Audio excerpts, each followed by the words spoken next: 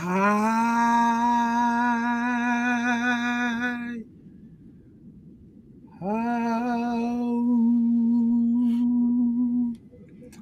What's going on, people? What is going on? As you already know, you are now tuning in to the Heavy Hitters.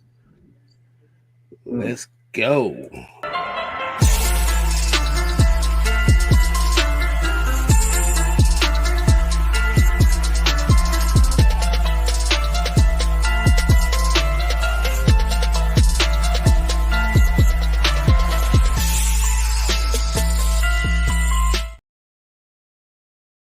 Hey, wait a minute. That don't sound good. Wait a minute. That don't sound good. That sounds better. What's going on, people? What is going on? As you already know, man,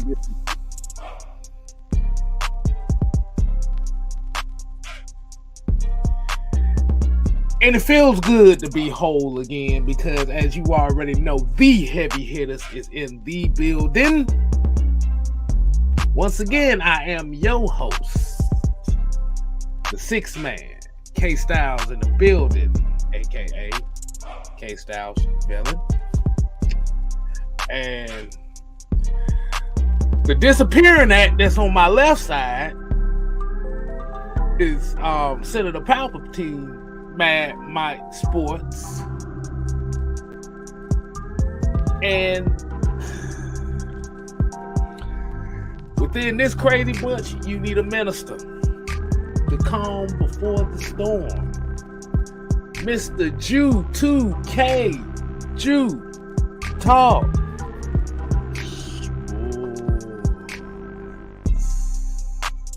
You see how I did that, right?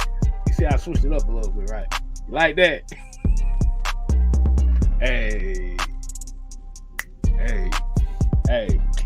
Hey, man, as you already know, man, you already know how the rules go on these shows over here.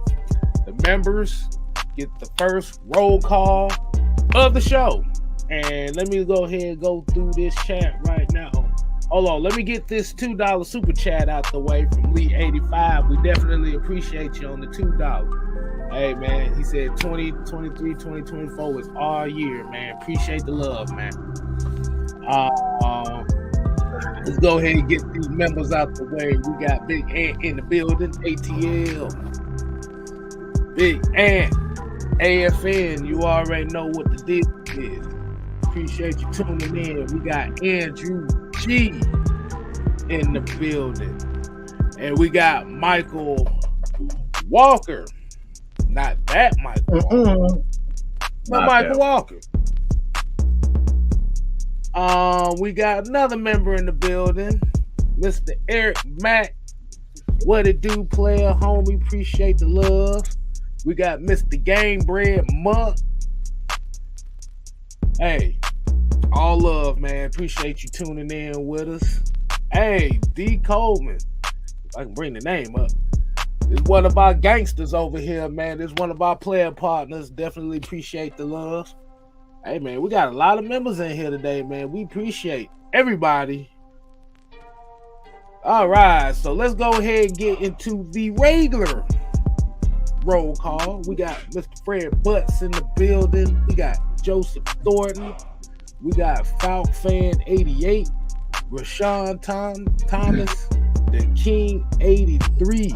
Jerry Bowie. Miss Pamela. Appreciate you tuning in. ATL Leo, Tony Hall, Bubba Gun. Hey,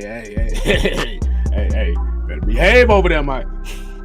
We got Rob Banks, Marcus Johnson, Sherman Wood, Dre Murphy, Bob Boy, Zone 3, Xavier Lippman, Kenan Moss, Vlad Tepes, BPR Rigged Dice. Hey, with a name like Rigged Dice, I ain't playing dice with your ass. You probably got them shits loaded. But appreciate you tuning in on it though. Got my player, got one of my people, Sonia. That's one of our day ones. We appreciate you. Keyshawn, Vlad, about whatever. We got a therapist in the building, Brian Little, Yusuke Knight. That's another one of our day ones.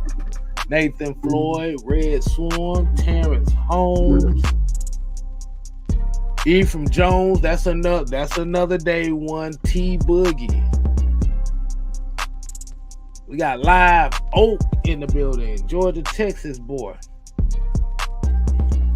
Hey man, we got a lot of y'all in here, so let's go ahead and DJ, cut that shit. Cut it. All right, appreciate it. Appreciate you, DJ. I put 5 on it. We got some more super chats. Let's go ahead and hit these super chats out the way. We got a $10 super chat from Feisty Falcon fan. Always great bit dogs.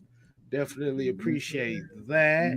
And we got Red Swarm with the $4.99 super chat. Said, crack the mics open, fellas.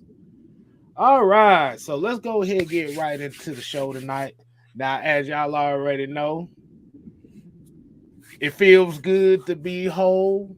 All is one, 3 minds, 3 different mindsets, 1 family. And I want everybody to give a round of applause for Mr. Jew Talk Sports for finally hitting the 2K mark. We did it in the chat. Now y'all got to do it to them live.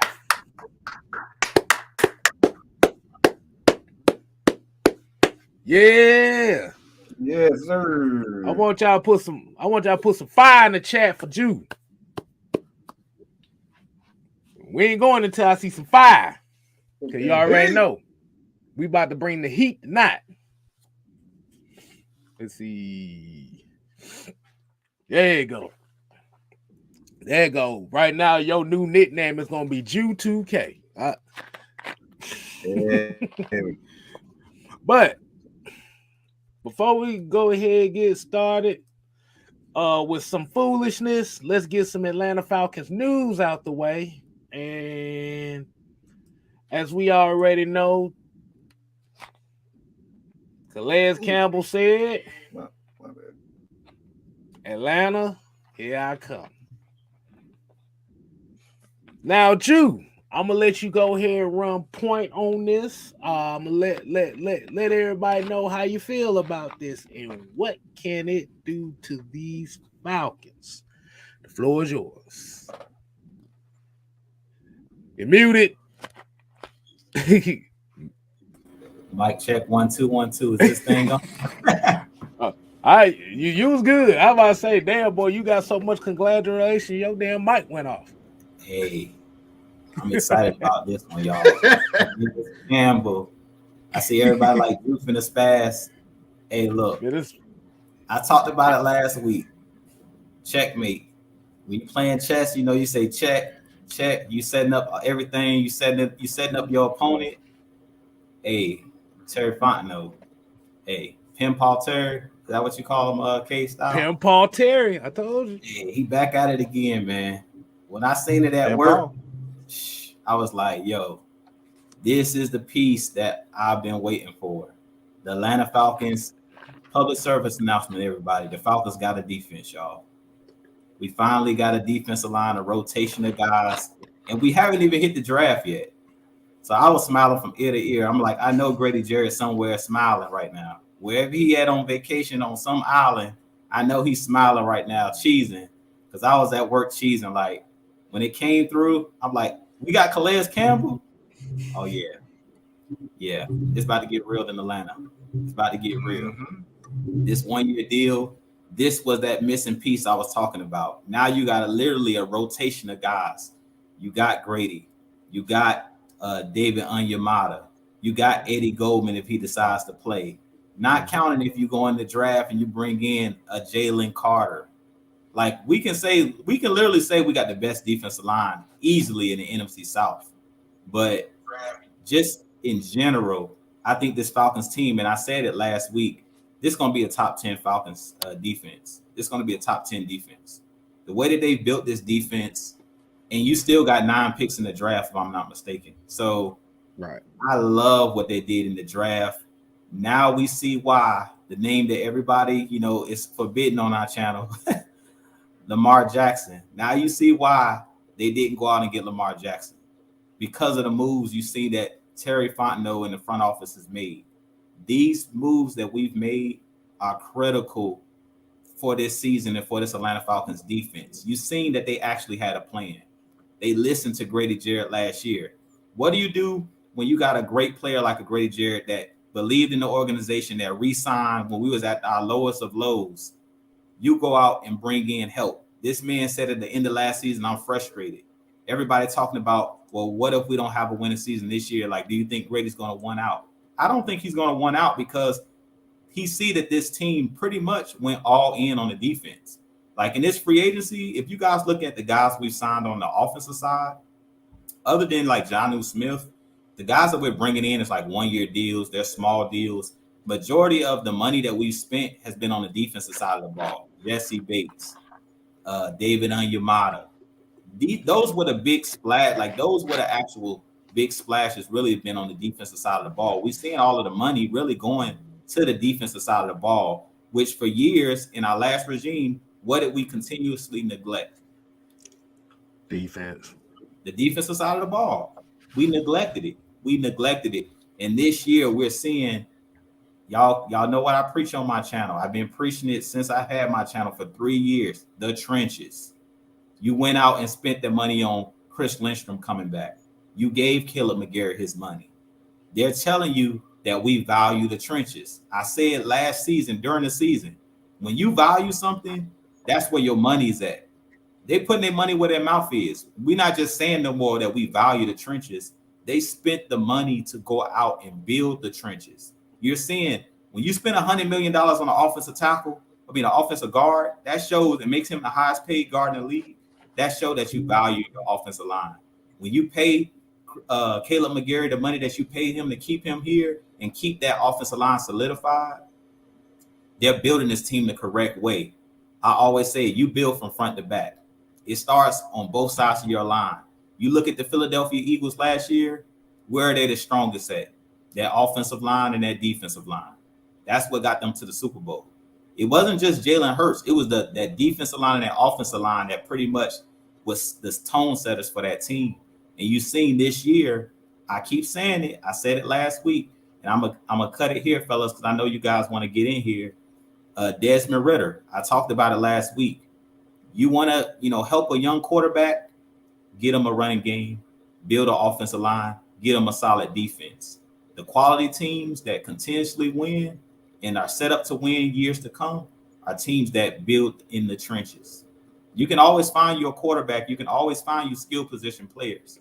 But when you put that money in that defensive line and that offensive line, you're going to consistently win. So I love what they've done so far, man. But Calais Campbell is like a checkmate type move. That's one of the moves that say we're trying to win. And we're trying to win now. Like, we're not trying to wait. These guys, when you got a guy like Calais Campbell to say he believed in what the coaches and what Terry Fontenot, what we're building here, that's special. Because he's a guy that's been around the block a couple times. God damn. Mike dropped. He had the mic in his face, and he dropped it on everybody. Goddamn right. Yes, sir. Mm-hmm. Let me give a shout out to A1 Day One with the $3.99 super stick. I know it was up here earlier, but we had to let Jew bless us and kick us off the right way. So A1 Day One, appreciate the super sticker. Just let you know we didn't neglect it. Let's see. All right, Mike.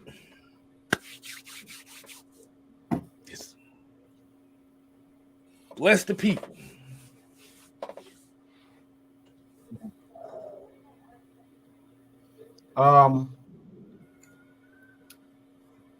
You pretty much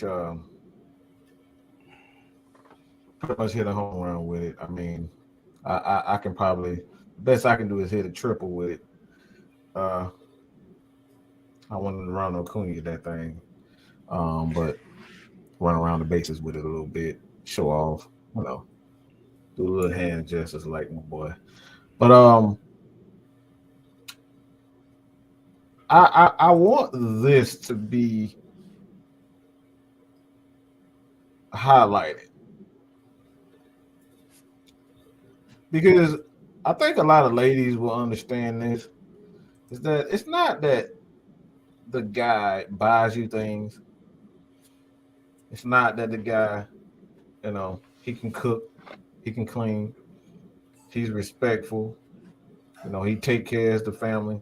Like it's not that.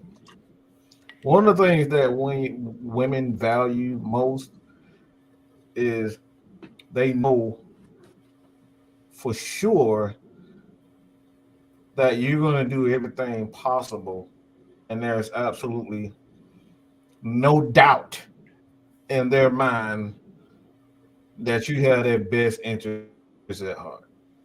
Okay, like that's what's key, and I'm saying this to say that when you look at the Atlanta Falcons, one of the things that you stated about Grady Jarrett and whether or not he's going to leave, what we've had in the past is, and we're seeing that even with Lamar Jackson, the reason why he's acting out, what we're seeing with a lot of players, Julio Jones. One of the things that's important for both the players and the franchises that they want to see that you're going to have their best interests at heart. And the things that stands out immediately is that the Falcons are listening to, they're repaying the guys that do all the hard work and they're rewarding them. So it's not just empty words anymore. They're not just saying, all right, you play well, we're going to give you the money. Well, they're putting their money where their mouth is. You see it with Caleb McGarrett. Everybody thought he was a bust. He played better. Falcons put their money where their mouth is. All right? Rashaan Evans, they're already in negotiation with him to try to bring him back. Played well. I think he was like third or fourth, top five in the NFL in tackles. So again, they played well. They rewarded him. Grady Jarrett was like, I'm tired. I just want to win. And the Falcons said, we're going to get him help. So again, they're putting their money where their mouth is. That's the most important thing.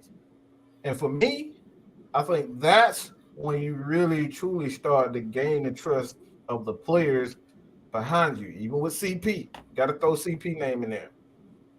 He played well. They put their money where their mouth is. So I think the biggest key for this offseason is that the Falcons have gained the trust of not only the fan base, but more importantly, the players. Because when players see that they're being rewarded for good things, everybody start to try to get a piece of that. You're going to start seeing competitive. You're going to start seeing the backup trying to make plays. You're going to start seeing the third string, even guys off the practice squad. You're going to start seeing coaches high-fiving each other. Like, you're going to start seeing a lot of that.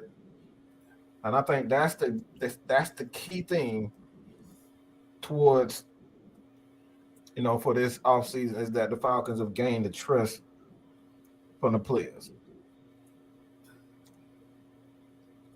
I didn't think about it like that.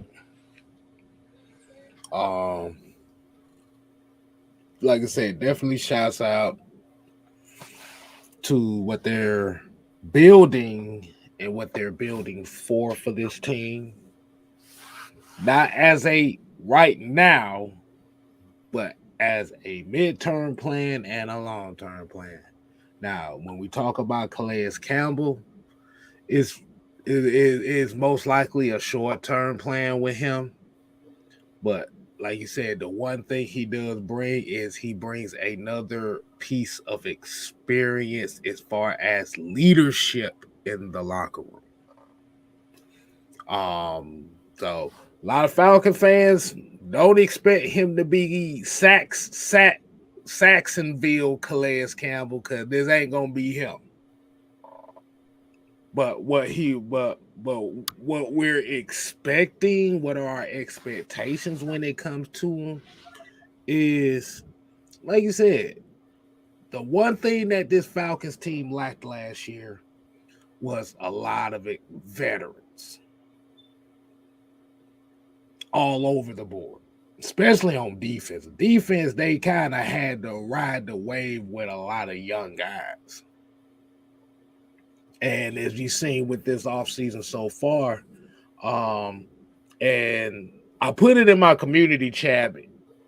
It was the interview with Tor McElhaney and Terry Fontenot.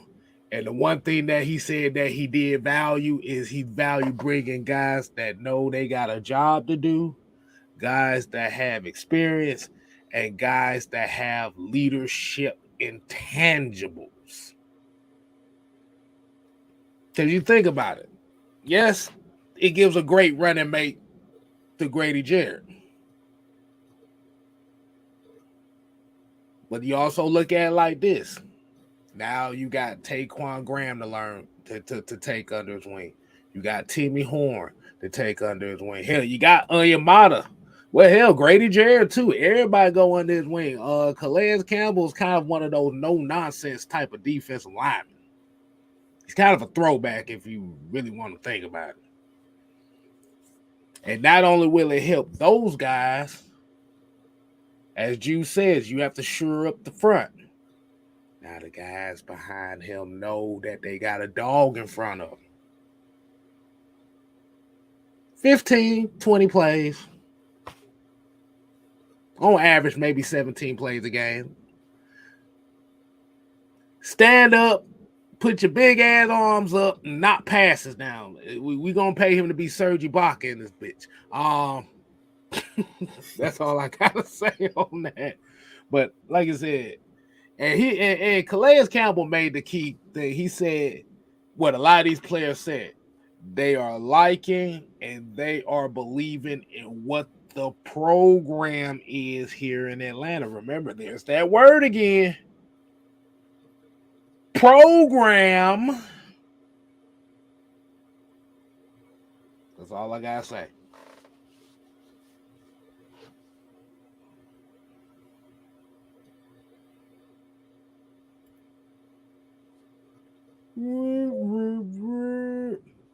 So what is y'all expectations on that? Everybody that's in the chat right now, like, what are your expectations for Calais Campbell in the Falcons uniform? Are you expecting a lot of sacks from him? Are you expecting him to be a mentor? What do you think? What y'all think, fellas? Like, what are your expectations? I think they brought him here to play a role. Like, that's what we're seeing with the guys that they brought in. I kept saying it on my channel. I kept seeing people in the comments with Rashaan Evans. You guys know I pretty much say it every show on What's the Word. Like, they should bring Rashaan Evans back. I kept saying it because to me, he fits the scheme. Like, if you look at Demario Davis, pretty much Rashaan Evans is a spitting image of what Demario Davis does with the Saints. Like, you talking about a downhill linebacker, that's what Rashaan Evans is. Like, downhill is his middle name. Rashaan Downhill Evans. Like, that's what he does. So I just had that feeling like everybody kept saying we brought Caden Ellis in, like he's going to be the Mike, or Troy Anderson's going to be the Mike. Personally, last year, Rashaan Evans was that guy. Like, he led the team in tackles. He was one of the top 5, top 10 tackler last season, tackling machine. And if you look at what the Saints do on their defense, if you just go study their defense, that's pretty much how they use Demario Davis. He's just a downhill, see ball, get ball. They don't have him in coverage a lot. He mainly blitzes a lot, and they like to use their linebackers to blitz. And that's what they do best, you know. And that's what I think. Even with a guy like Michael Walker, as much as we say, we hate Michael Walker, we don't like, you know, how he play, you know, he's not moving his feet. I really think in this defense and this scheme, they're gonna put him out on the edge a little bit, like Caden Ellis. I expect him to play a similar role to Caden Ellis. If you got a guy that's not great at processing what's going on as far as in coverage. How you take away that hesitation is you just tell them, go get the quarterback, go get the football. You don't even have them out there thinking. You just tell them he's going to play this particular role. And I think that's how they're going to kind of use a guy like a Michael Walker. So I really like what they're doing, but I don't expect Calais Campbell to come in necessarily and be that guy to be a 10, get 10 sacks or anything like that. I really think that he's going to be like a complementary player. Every Michael Jordan needs that Scottie Pippen. We know who the star is on this team. Jordan is Grady. Grady is the guy on the defensive line. He's the centerpiece. Everything flows through Grady Jarrett. And I heard Mike talk about it a little bit on you guys' show, where he basically talked about having Grady Jarrett kind of like on those stunts. Grady Jarrett's going to be getting moved all around on the defensive line, finding mismatches. But what did we say before? And this is something that that Blackberry always talks about. He talks about nobody ever being able to win their one-on-one matchups. Well, now you don't have to worry about that, because trust me, one guy's not blocking Calais Campbell. So he going to get double teamed, meaning Grady's going to be one-on-one, AK going to be one-on-one, Lorenzo Carter going to be one-on-one, Eddie Goldman at times going to be one-on-one, TQ at times going to be one-on-one. So you got guys, man. You got guys. Yeah. I mean, we got a roster of guys. We can keep going down the list that eventually somebody going to find a weak link against those opposing offensive lines. And once you find that out, you put Grady Jarrett over their weakest offensive lineman and everybody else just eat. But I really like what we've done with the defensive line as far as the interior. That's where we've kind of been weak, is in the interior. If you can, what's the fastest way to the quarterback? That interior. If you crush that pocket, and I seen it here in the chat, somebody talked about our defensive ends and like outside linebackers. They're just going to eat off of, those. They're going to clean up plays. They're going to finish plays, because that offensive line, if you don't got a good center and good guards, we're going to demolish a lot of opposing offensive lines, because you got so much talent in the center of that defensive line that the guys on the outside, they're going to be complementary pieces. Like AK and all of those guys, they're going to be able to run free. The linebackers, they're going to be able to run free, because you got so many great players inside of that interior that it's going to be tough to block us, man. To be honest, unless you got a good offensive line, it's going to be tough to block us up front, which means the AJ Terrells that haven't had those interceptions, he's going to be able to jump routes. Guys like Mike Hughes, all of those guys, they can be more aggressive because they're not going to have to hold up on the back end that long. And a guy like Jesse Bates, that's a ball hawk, him and Richie Grant, they're going to have a field day, because the quarterbacks are not going to be able to hold on to the football. They're going to have to let that ball go earlier than they want to. And usually what does that end up leading into? Interceptions, tip passes, which end up falling in the defensive player's hands. So I'm really excited, man. You guys know I'm amped up, because it's been a long time since we've had a consistent defense where we can kind of rely on. We always been, when Matt Brown was here, we were an offensive juggernaut. But now it seems like they're putting the resources on the defensive side of the ball, which is scary. If we can get our defense to play, and be complementary to the offense, we know last year we were a top 3 rushing team. So you get a defense that can finish off opposing teams with causing turnovers and causing havoc. That's a recipe for disaster for opposing teams. Right. And the thing about this Falcons defense is why I say this defense actually was a lot better than what people expected. The only issue with it was third down defense. That was that, and I had to look it up myself. Third down defense was the Achilles heel, was one of the major Achilles heels of this defense, outside of really getting sacks and turnovers like that. And they said with Ryan Nielsen, that was the main key that they was looking to focus on as far as this defense was. Well, Arthur Smith already said it from the beginning, is we're looking for interior pressure guys. That didn't just mean defensive line. That means linebackers, safeties, pretty much the middle of the field. And that's the one thing that is getting people amped up about this right now, is because now you're seeing the fruition of the the biggest attack point on this Falcons defense was where? On all three phases? The middle of the field. They was attacking the defensive line in the middle of the field with the run game, the linebackers in the middle of the field with the pass game, and the safeties deep with the pass game. So that's why they put a concerted effort into trying to bring in a lot of guys like Caden Ellis, who you use as a AA gap blitzer with Troy Anderson. This is why you bring in a David Onyemata. He's another guy that can stand up and penetrate through the line. You got Eddie Goldman back here. Like I said, he's another capable veteran body. You still got young guys, TQ. You got Timmy Horn. Hey, man. Like I said, the prospects of it looks real high right now. Yeah, Mike, you over there contemplating something. Look like you over there cooking up something. Actually am. Because we've actually been getting a lot of comments, and got a lot of people that seem to think that because the Falcons have a lot of defensive tackles that they won't get another defensive tackle, which is just absolute bullshit, in my opinion. Because if you look at how Ryan Nielsen and the Saints kind of do things, they like bigger defensive ends, they like bigger defensive tackles, and they use their linebackers as edges.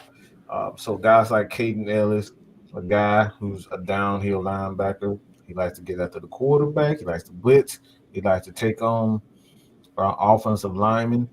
You have Michael Walker, who's better suited as a downhill linebacker. He doesn't need to be in a lot of space.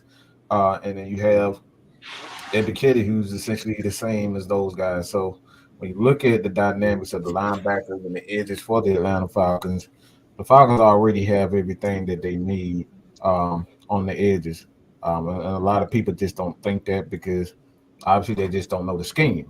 And I'm not talking about the scheme just for the Falcons. I'm talking about the scheme for the Saints. We have the Saints defensive coordinator. So you got to understand how he likes to use his linebackers and how he likes to use his defensive line. If you go back, look at the Saints defense. Every last one of those guys, 260 and above.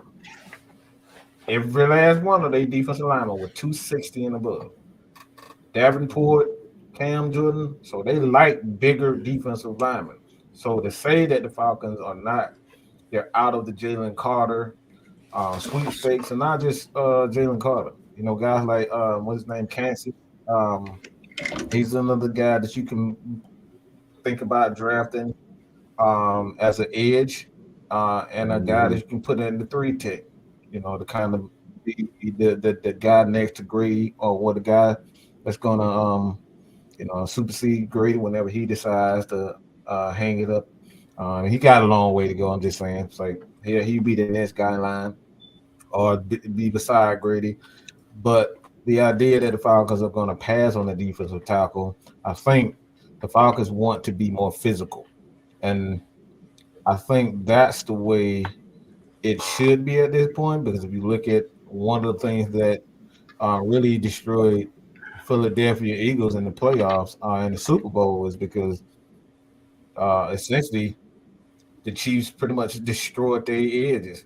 They got small defensive edge guys, and they was going at them the entire time. That's why we're using a lot of motion, and their edges couldn't get in the backfield. So they knew they had the interior offensive line to be able to block them. All they would do is crash down, send those wide receivers on those the motion plays, and they rocked them. They rocked them all day. That's essentially what the Falcons are going to do, and this is why I tell y'all all the time, and you are going to listen to me one of these days, is that the Falcons and the Chiefs play almost identical. Okay, almost identical from the defensive side, from the offensive side.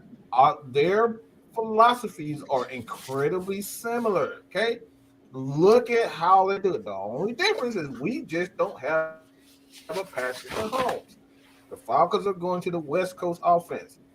They're going to use the short passing game to continue rock that clock. The clock is going to continue to run.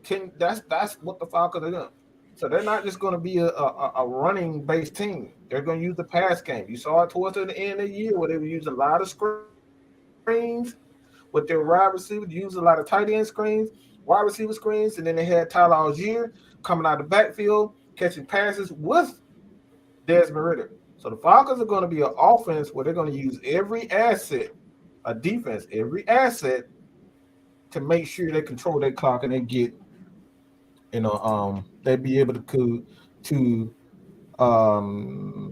kind of compete with each style of football. Because you got teams that are gonna come out they're gonna try to throw. You got teams that are gonna try to run that rock.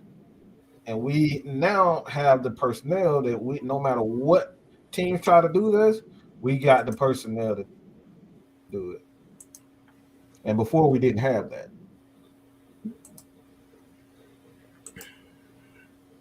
That is very, very true. Now, Drew kind of made a point last time he spoke, and that was, I think I want to get everybody's thought on this as well.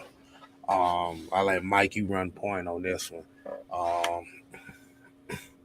The prospects of bringing Rashaan Evans back. What do you think is the probability of that? Well, Terry is not a liar, and they said they was going to focus on trying to bring in Rashaan Evans on a pretty decent deal. There's not a huge market for him and his style of linebacker, so I think the possibilities of Rashaan Evans coming back on a pretty good deal are about 80%.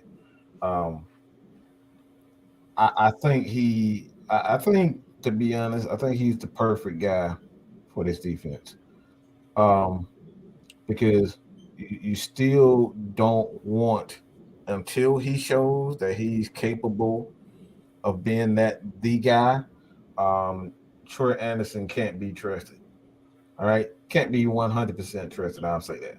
Still got to prove it. We know what his abilities are. We know that he has the mind to be able to process information and coverage and whatnot, but he still has to prove it. So I think it's about 80% that Rashaan Evans will be that guy. And like I said, and that base formation and them red zone, them short yardage situations, that's where the Falcons are gonna reign supreme, man. Because they got some big linebackers, bro. Them guys are physical. They got some big freaking linebackers. Caden Ellis is a big guy.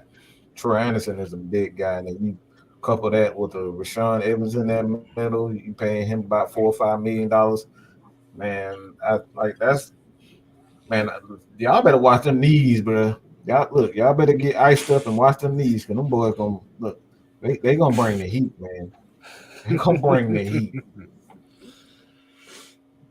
Oh man, yeah. I can trust they can do it. They still got enough money to where they can bring him back, not really dent too much out of the cap.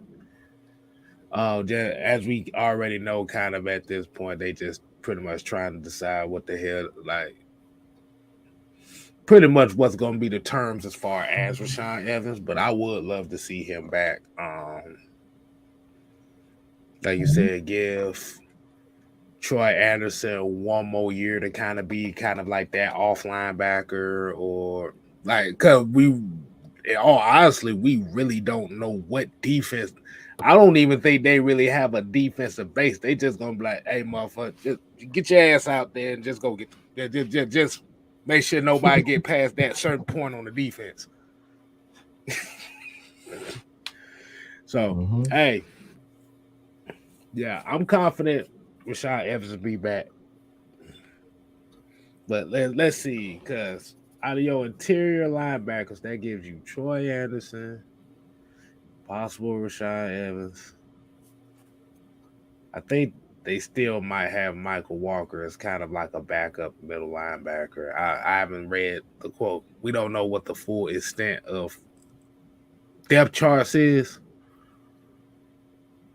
Yeah, I can kind of see it because they don't really have a lot of middle linebackers. Caden Ellis is he's just out. I'm gonna just say he's a multiplicity player anyway, so he's gonna be playing inside and out. So yeah, I think they setting it up for Rashaan Evans to come back.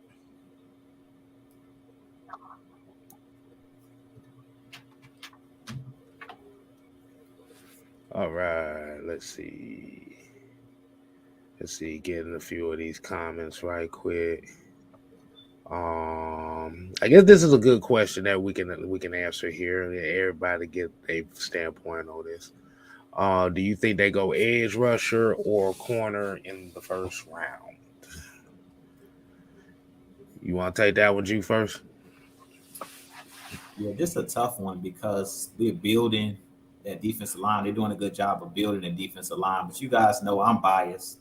I'm gonna go with the defensive line over the corner every time, every day of the week. Like we got AJ Terrell, we got a lockdown corner. I know everybody likes Gonzalez, and I think Gonzalez is a great player, but I'm doubling down because Calais Campbell is up in age. Like, yeah, we got him for this season, but I believe he turns like 37 this year, something like that. So how long is he really going to actually be here? So I'm still going defensive line. I really think that, I heard you guys talking about Tyree Wilson, and his injuries. I think they were talking about it. The AFN guys were talking about it on Saturday. Tyree Wilson is a guy that I really like, even with the foot injury. I still like him a lot. You can't teach size. 6'5", 270 pounds. You heard Mike talk about it. The Saints believe in having those bigger defensive ends and defensive linemen. I keep saying the dark horse. I'm going to keep saying it. Lucas Van Ness. Every time I see that dude, I wouldn't be surprised if Falcons take him. Y'all going to get tired of Drew saying it. Lucas Van Ness. He's that guy that every time I turn on some tape, I say, there go Trey Hendrickson Jr. And if, from what I hear, our defensive coordinator developed Trey Hendrickson. So I really think that it's going to be one of those guys, those edge guys. Lucas Van Ness is a guy that I would keep your eyes on, especially if the Falcons decide to trade back. But even if they don't trade back, I really think that they would, because they value defensive linemen now, this regime, we're seeing them do it. I wouldn't be surprised if it's one of those top defensive ends. I really don't think they're going to go corner. I really think they're trying to load this defensive line down to the point where it's like you got so many. Like I said, we just seen the Eagles show you the formula to do it. Like you want as many good pass rushers as possible. I like corners, don't get me wrong, but really corners is equivalent to like wide receivers. It's good to have, you're going to draft a corner at some point. And to me, in this draft, this is a deep draft for cornerbacks. So I feel like you'll still be able to find a corner in the second round. You got 9 picks. If you really want to trade back up and say get like a Keely Ringo out of Georgia, you got the picks to do it. Like they're not afraid to do it. So if it comes to a point where, say, we take a Tyree Wilson with our 8th pick, they can always come back in the late in the first round and trade back up, trade in, or trade back up early in the second round. It's still going to be a good corner sitting there if they really want one of these corners that's up here. But I know everybody keeps talking about Christian Gonzalez. He's a great corner, but you don't necessarily need 2 great corners. I believe if you have a defensive line, I keep saying it. Can you guys name me the corners for the Chiefs? I don't know their cornerbacks.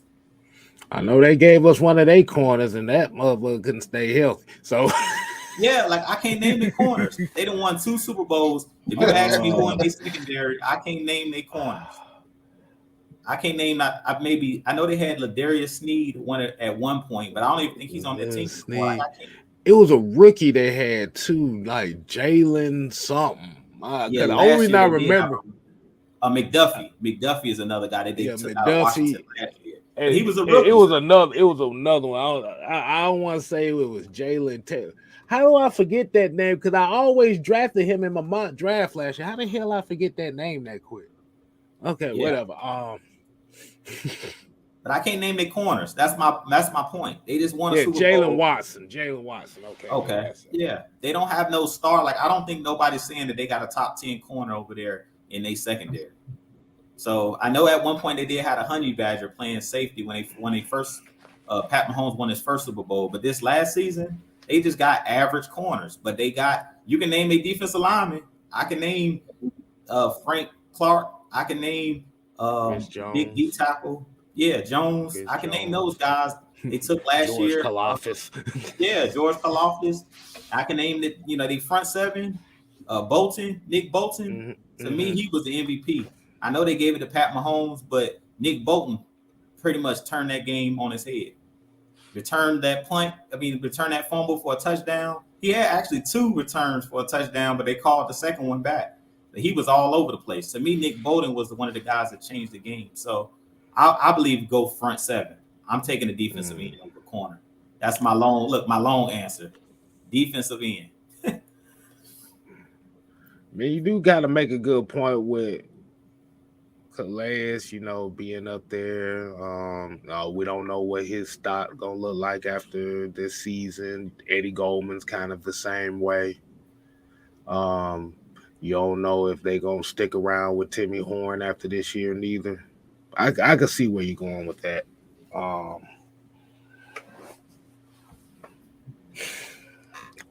I'm just gonna be honest with you. I don't damn know. I don't. I can't even front and say, well, who should do what. They done made so many moves this offseason. I can't tell jack shit what the hell they gonna do. Because I could see, because the thing is, I'm kind of with you as far as loading up on the defensive line, but I can definitely see corner. But where Jew is talking about having 2 great corners, you're not going to be able to afford both of them. Because even if AJ Terrell's contract comes up and negotiate, if you get another corner on the side of him, you ain't keeping that together. See that? So I see where the dilemma comes from with that. The only thing I say about edge is that the problem, I ain't gonna say it's a problem, is you got a lot of guys, you got a lot of defensive linemen. You got a lot of edge rushers too. It's just about who the hell they gonna pick at 8. So that's why I think they may not be picking at 8 this year. They either trading back or trading out. That's the only thing I can think of. I wish I had a better answer than that. But Mike, what you think, man?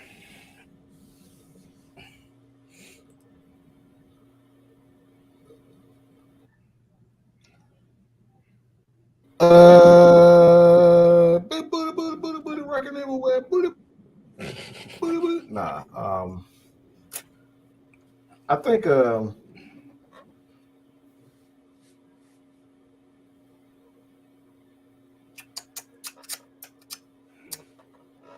man, I don't damn know. I'm gonna just be honest. I really don't know. I really don't know. Like, I'm gonna just be real. Like me, I normally have an idea where they're going. I just don't. I really believe long term, it's just not a good idea to draft a corner.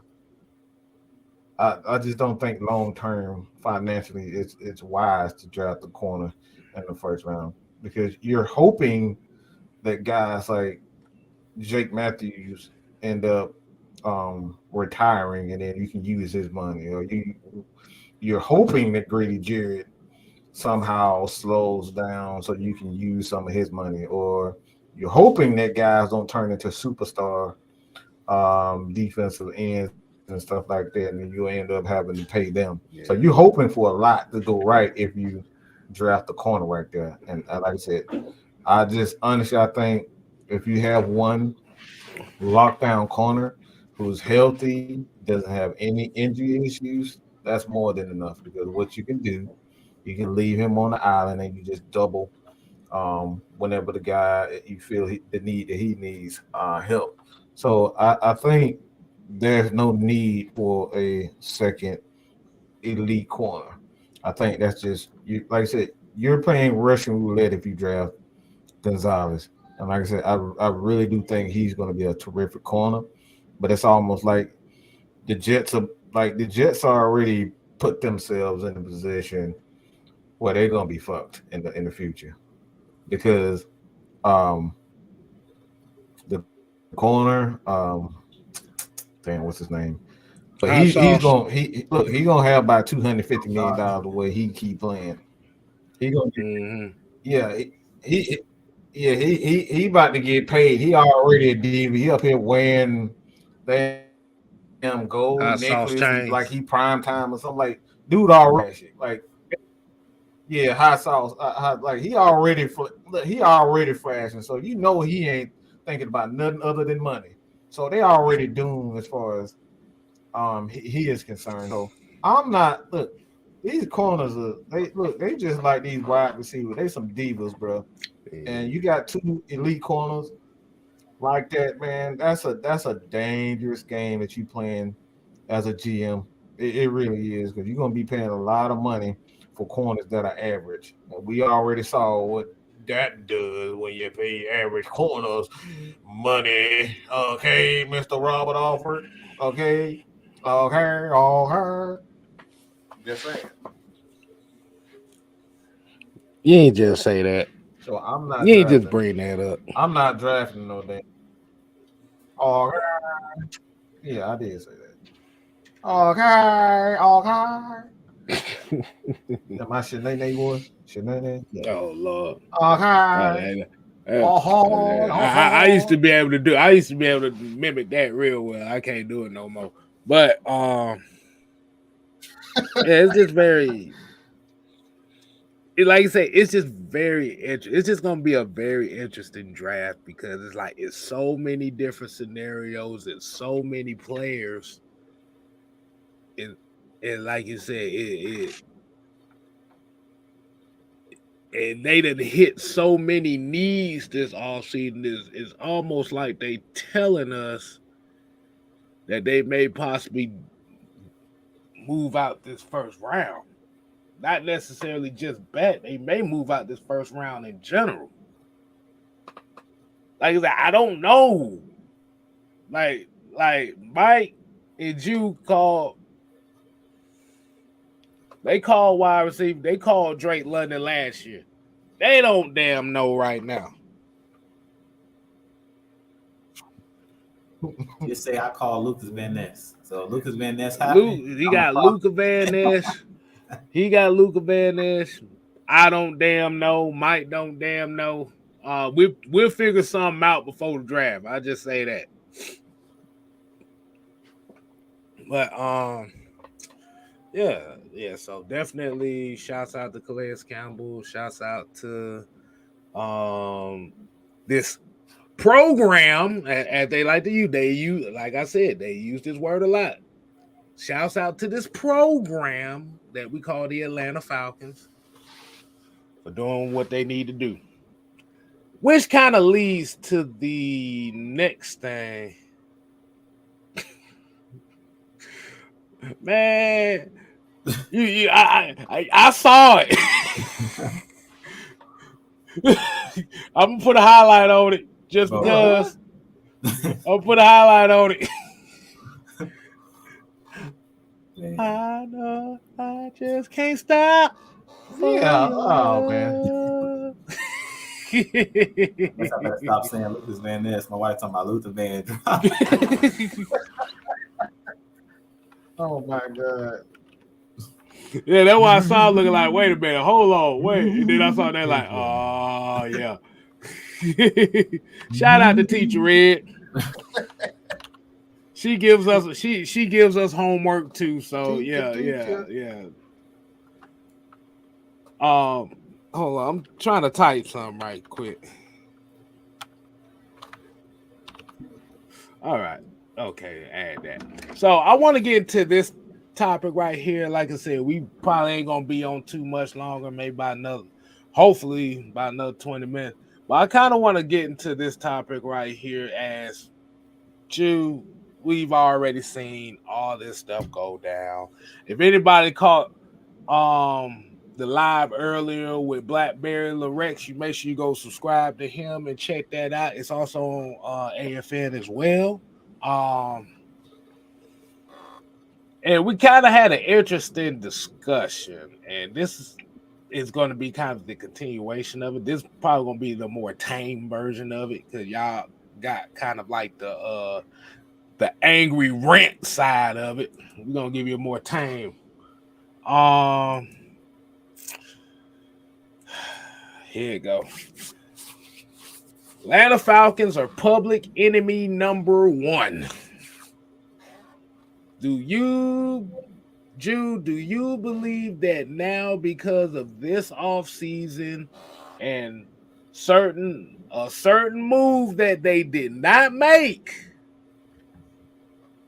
and getting all the media backlash behind this team, not only from ESPN, Fox Sports, CBS, AJC, Pro Football Outsider, shit, you might well just throw Donald Trump's name in there or something like that. Here, well, they hate everything about the Falcons right now. What is your take on that? I mean, we've always been public enemy number 1. You guys know that the Falcons are probably one of the most hated franchises in the NFL by all of the networks. I don't know if you guys seen a clip of Undisputed today with Shannon, and usually I agree with I call him Uncle Shay. I usually agree with Shannon Sharp, but I was on damn show wasn't Uncle today. Yeah, I call him Uncle Frying Pan today. Hey, I was on the total other end of the spectrum when he was talking about the whole Lamar Jackson and Deshaun Watson situation. And I just want to touch on that just a little bit. From what I heard him say, I actually looked at it on my way home, and I was like, for one thing, with Deshaun Watson, a lot of people don't realize, and maybe I said that, Uncle Shay didn't do his research, but Deshaun Watson had history with the Falcons organization. You guys know he was a ball boy for the Falcons. His mother, who was a single mother, as you know, Warwick Dunn, Falcons great legend, running back, he was giving away houses to single mothers. And Deshaun Watson's mother was a recipient of one of those homes that the running back, Warwick Dunn, actually provided a home for him and his mom and his brothers and sisters and things of that nature. So I really think in that situation, he talked about Arthur Blank. I said, clearly he didn't listen to the total interview because he did multiple interviews. I actually looked at him yesterday with Arthur Blank. He talked to Steve Weitz, and they basically was talking about, the Lamar Jackson situation and the Deshaun Watson situation, and he talked about it being different. And I really think that it was different. He didn't really go into it, but personally, he knew just Deshaun Watson on a personal level since he's been like a kid, all the way till he was raised. Then he was a ball boy. Then he went to Clemson. So he had ties with his family. I really think that was the only reason why the Falcons even entertained Deshaun Watson possibly coming to Atlanta, to be honest. And I think that was something that Shannon didn't talk about on Undisputed today. So my thought is that he doesn't know, or he hadn't did his research. Whoever his researcher is didn't do the background and talk about that. But I really think that was one of the key reasons why we even entertained the whole Deshaun Watson situation. But in regards to Lamar Jackson, you guys know what I pretty much have said. It's nothing that has to do with Lamar Jackson's play when it comes, to me, when it comes to why the Falcons didn't want him. It all has to do with assets. You have to build a foundation. When you're building a home, do you start on the roof or do you start on the ground, laying down the bricks and the foundation of the home? And that's the same thing with a Lamar Jackson. We've talked about this even when we had a Matt Ryan, and Arthur Blank touched on that as well. He talked about Matt Ryan taking up like 25% of the cap, that the Falcons are not looking to do that anymore, which tells me that they're looking to build. Like, expect to see Desmond Ridder. If he plays well, which I believe he will, expect to see him playing on that rookie contract for a little while, allowing us to build a team around him, which to me is the easiest way towards a championship. Any team that has their quarterback taking up that much of your salary cap, I don't care how great the quarterback is or how great that one position is, most teams that have that one quarterback, i.e., for example, the Denver Broncos, how did that work out for them when them going out and getting Russell Wilson, paying him all that money? I think Russell Wilson's a great quarterback. You know, he was in his first season. I think he's going to bounce back. But they gave up all of those assets to get him, so much so that he became public enemy number one in Denver. And you guys know I talked about when I always say that this person's not going to be the savior for this team, that nobody's coming to save the Falcons, that we're not going to put up the bat signal, that ain't no superheroes, ain't nobody putting the S on their chest and going to come save us. It's the same thing with Lamar Jackson. Anytime you think that one player is going to come save your organization, you're already making a bad decision. And that's kind of what we've seen even with that Deshaun Watson situation that blew up in our face. It's like, how did that work out for the Cleveland Browns? I'm just being real. Like, he has a chance to bounce back, both him and Russell Wilson. But sometimes when you go out and pay one player all of that money, it usually doesn't work out because you're basically, instead of building the team the correct way, you're going after the lavish things instead of the things that you need. I always talk about it. It's like, think about it as like life. As I talk about building a home, you start with the things you need before you get luxury things. You don't go out and buy, as K-Style said, you don't go out and buy a Lamborghini and can't afford to put gas in it or can't afford the car payment. You know what I'm saying? So it's the same thing when you're thinking about a franchise. It's owner of our team, Arthur Blank, Terry Fontenot, in this front office, they have to be good stewards of this money. And that's what they keep talking about. Like, you see the deals we gave out. Go ahead, K-Styles. I'm mad you said that because I got a story to tell about that situation. Good. Yeah. Okay. You don't mind if I tell it right quick? Nah, go ahead, man. Okay. So stop me before I start preaching. Oh no, y'all about to hear some goofy shit right here. Hold on. So, as a lot of folks know, I work in logistics. Oh no, Kerry, you're not gonna tell this story. I'm finna tell this story. I'm finna tell this goofy ass story. This about to go tie into what you talking about. Man. We had a customer come up. This was a long time ago too. It was a customer came up here. Oh my God. In a motherfucking 2000, I think it was like a 2019. This was about around 2018, so it's like a 2019. It was like a Corvette or something like that. It was either a Corvette or a Porsche or something like that. So he came up there looking for some particular tires. As you know, with most of those cars, well, really it was a Corvette because majority of the tires you can really only put Pirellis on. So they sell Pirellis, boom, boom, boom, boom. This dude came up here with a Porsche. And the guy that was serving him at the desk was telling him, well, okay, you got a Corvette. Okay, now we got these Pirellis right here, man. You're gonna have to get a full set of these. And he gave him the price of these Pirellis. That dude said, Oh, that's how much they cost for a set. He said, no, motherfucker, that's how they cost for one tire. He said, huh? Go ahead, give me 4 of them Starfires to put on there. Now, as you know, as a Corvette, you cannot put no cheap ass Honda tires on no goddamn Corvette.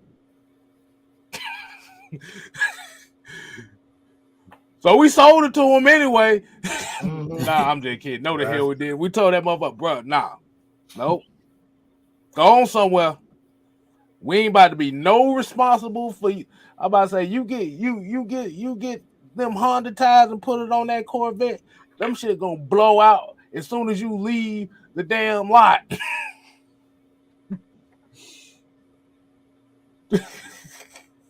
What the hell did you do to Chauncey? He over here cussing up a storm in the chat.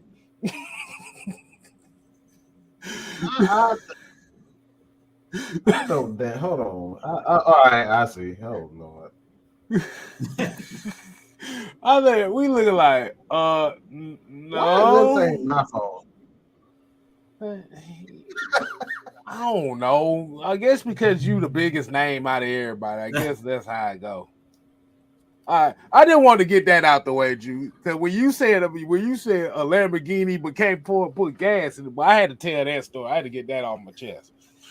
Look, no, that story it went perfect with what I was saying. Like we want the lavish things and the luxuries, but we have to take care of the basics first. And the foundation to your team is the offensive line, the defensive line. Where you see these guys putting the money in, and I'll just leave it at that because I don't want to go ramble on and on. But pretty much that's what it is.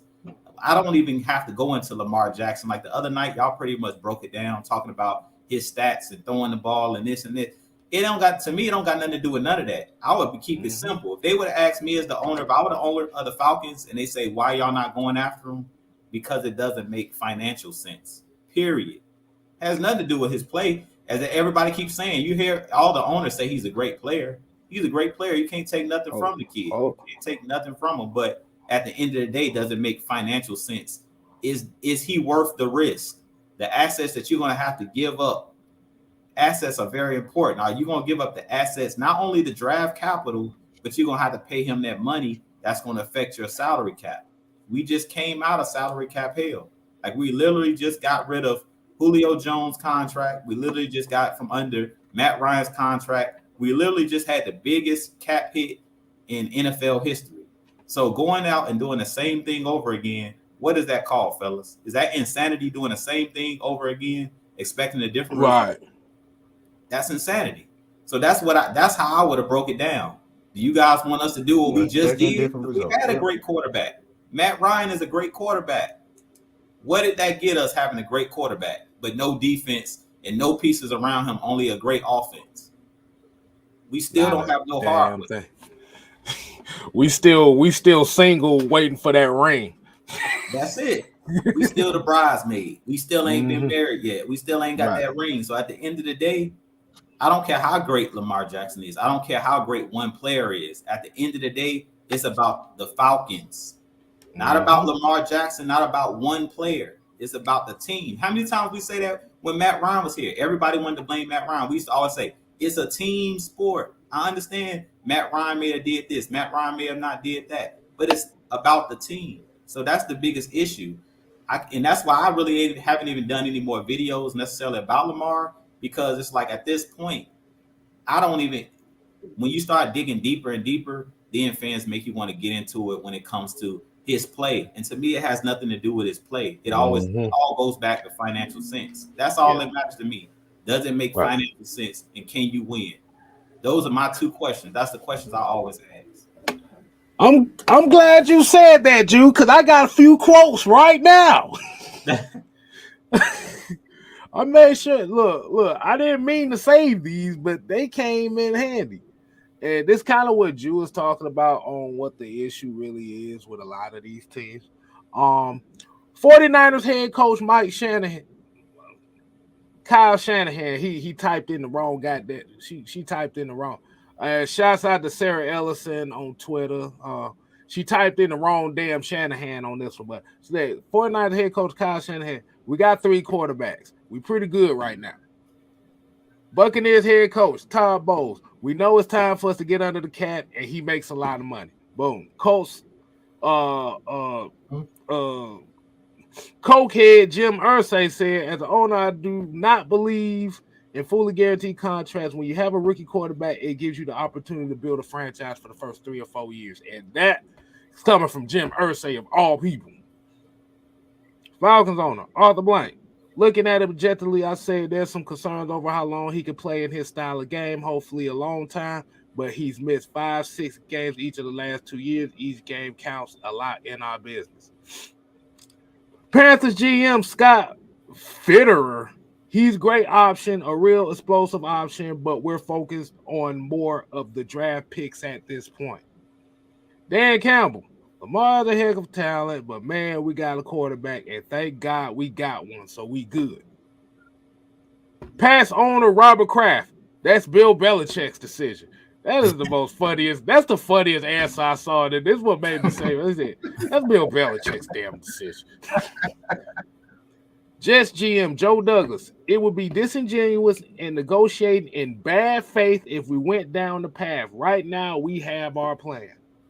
Seahawks head coach Pete Carroll, We're not interested. I couldn't imagine him being available, and we couldn't afford him.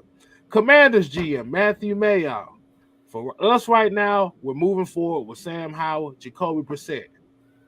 Ravens head coach John Harbaugh. That's the guy I want to see be our quarterback. That's my guy. We made the decision to go with Lamar Jackson 5 years ago. Why? Because we love him. We love him. We love the way he plays. We love his mindset, his charisma, his style, the way he's in the locker room, everything about him. We love him. So pretty much what everybody's saying is we trying to build our damn team up right now. And Kay, before you move on, I just want to say one more thing before Mike jump in here. Mike, before you jump in here, I just want to say one thing, and then I'll let you jump in here. With this Lamar Jackson situation, another thing that I think that nobody's paying attention to as well is, okay, Lamar Jackson is under a franchise tag. So let's just play the hypothetical game really quick. So if the Falcons did offer Lamar Jackson a contract, the Ravens have the opportunity to match whatever offer any team offers him. He signs the offer sheet with any team. The Ravens can turn around and match that and basically keep him on their team. So I've been hearing a lot of different analysts. They basically been talking about he's not free. That's another thing that a lot of people are not pointing out as well. Like, it's a lot of gray area.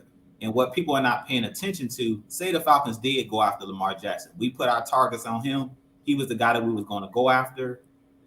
All of these free agents that we just brought in, we wouldn't have been able to bring those guys in. The Calais Campbells, all of these guys that came and visited the team, if we would have focused on trying to get Lamar Jackson, you basically put a hold on your whole free agency, which means players that we signed could have possibly signed with other teams. And I think that's another end of the spectrum that nobody's paying attention to, that we could have played this long drawn out game, because we know that the Ravens are not going to just let them go free and clear.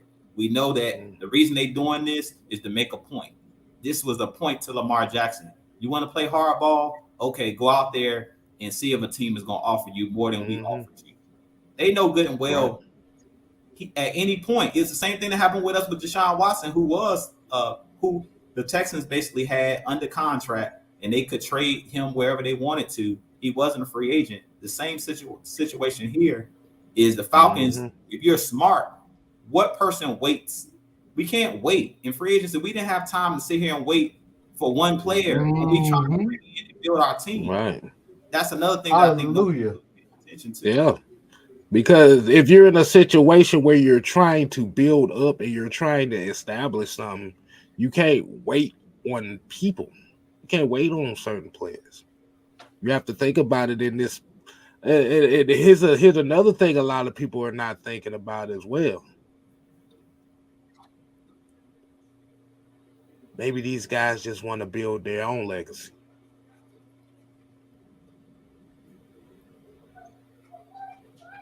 You bring Lamar Jackson in here, it's gonna be, like I said, you're gonna create a NBA type situation with certain players where now everybody else on the team doesn't matter, but this one guy, when they win. But if they lose a game, all those folks you never gave a damn about, all the blame goes over here. It doesn't go to here. And that's a serious thing, and especially with football. A lot of coaches don't want to go through stuff like that, because that's the kind of stuff that splits your locker room. You just seen it in Denver. What were they talking about on Undisputed? Shannon saying that, Russell Wilson got his own parking spot. Russell Wilson got an office inside the facility. Guys, we literally seen his receiver throwing his helmet on the field, like standing at the end of the game, he was open, throwing his helmet and stuff like that. Like, guys not respecting him as the leader of the team is because they felt like he had a silver spoon in his mouth. Like, they basically felt like he above the team. So, like I said, at the end of the day, I'm not freezing and stopping from being able to do business because of one player. Because say we did, like I said, the hypothetical game, we waited for Lamar Jackson. We say we're going to give you how much money you want. And then the Ravens turn around and say, well, we're going to match the Falcons' offer. Now we didn't waited. Now we didn't missed out on the Calais Campbells. We didn't missed out on the Onyemadas because at this point, those guys signed in the first week of free agency. Chances are, if we would have tried to offer a trade for Lamar Jackson, the Ravens are not going. They were not going to that quickly make a decision. So their ass was going to wait till the draft to do it. Like, exactly. Okay, yeah, we got you. And at now that you sitting here. Now you sitting here with the I just ate ass face where you like. All these free agents. I'm waiting on this. He be ready. That's when folks be throwing chairs at folks. But yeah, like Dex Diggs here said, look at reading Arthur Blank's statement didn't warrant that type of backlash. See, the problem is when it comes down to this, and like I said, this is a disclaimer. This is not no shot towards Lamar Jackson. I'm done past that. We're focusing on the media aspects behind this and why all this backlash is because the Falcons are not playing ball with a lot of these networks. They're not playing ball. You just read I read all these statements right here.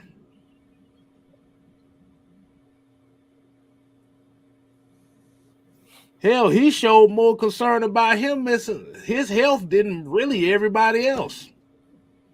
Hell, Robert Kraft was the most cockiest damn statement I heard. That's Bill Belichick's damn decision.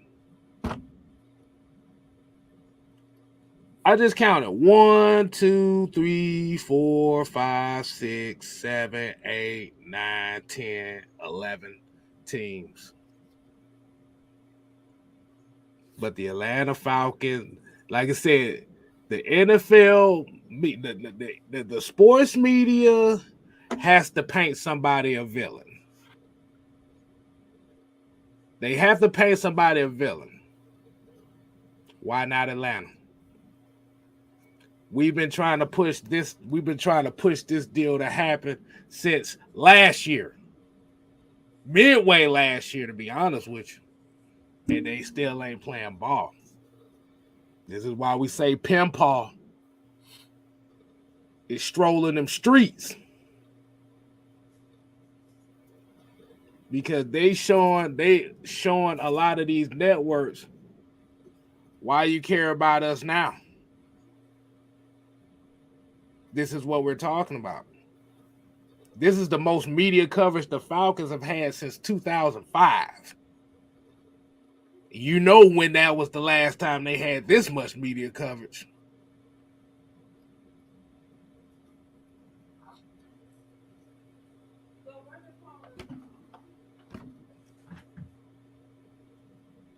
Hey, man.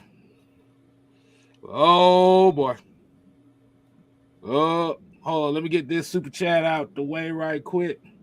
Shout out to Red Swan for the $4.99 super chat. Jets fans mad as hell that Calais didn't even come talk to him. And that's the signing that set this shit ablaze right now. I don't mean to do too much cussing. But appreciate the $4.99 Red Swan. Hold on, Mucho said off season after Super Bowl we was in the media a lot for that 20. Oh, we wasn't in the media like this. We, like I said, they was in the media for laughing at us on spurts. No, this literally started in the middle of last year. Last season, technically. So, hey man, y'all, we got I ain't gonna say little. We got one of our player partners, special guest coming on to kick you a little game here, man. Give us his thoughts on a lot of things. Hopefully he ain't wished us to hell no more, so we're gonna bring him out. Mr. OG Truth Hurts Chauncey. What's happening, OG? I don't want to talk now. I don't want to talk now. Man, you get your stubborn ass on it.